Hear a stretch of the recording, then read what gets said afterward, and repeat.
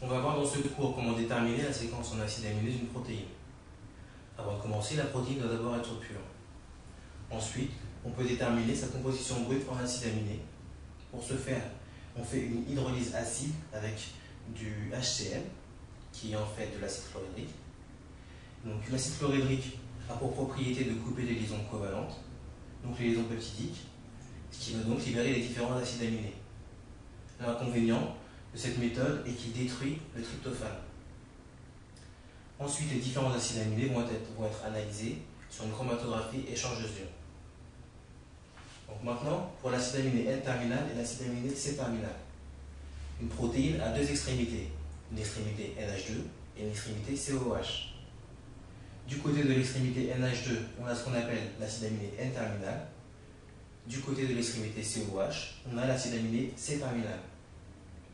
Pour déterminer ces deux acides aminés, on utilise des méthodes enzymatiques avec deux enzymes, l'aminopeptidase et la carboxypeptidase.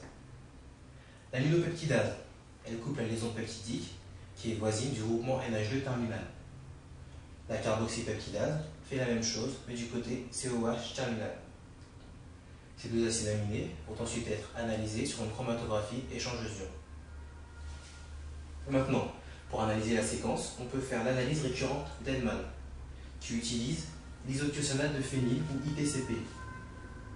L'ITCP se combine avec le dernier acide aminé du côté amino-terminal.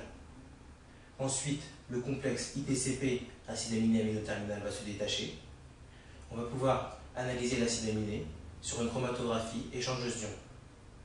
Le peptide restant n'est pas détruit, on peut le réutiliser pour identifier le nouvel acide aminé N-terminal. Avec cette méthode, on peut aller jusqu'à 50 acides aminés. Donc maintenant, pour analyser une protéine entière, il faut la cliver en peptides plus petits. Donc pour ce faire, deux méthodes, l'hydrolyse chimique ou l'hydrolyse enzymatique. L'hydrolyse chimique utilise le bromure de cyanogène, qui a pour propriété de couper la liaison peptidique après une méthionine. Pour l'hydrolyse enzymatique, trois enzymes, la trypsine, la pepsine et la chymotrypsine.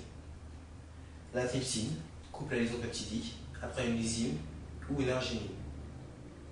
Les différents peptides obtenus vont être analysés sur une chromatographie échangeuse d'ions ou bien sur une électrophorèse SDS. Le but de ces différentes méthodes est de déterminer la parenté entre différentes protéines. On peut également prédire la forme spatiale de la protéine ou bien prédire également sa fonction biologique.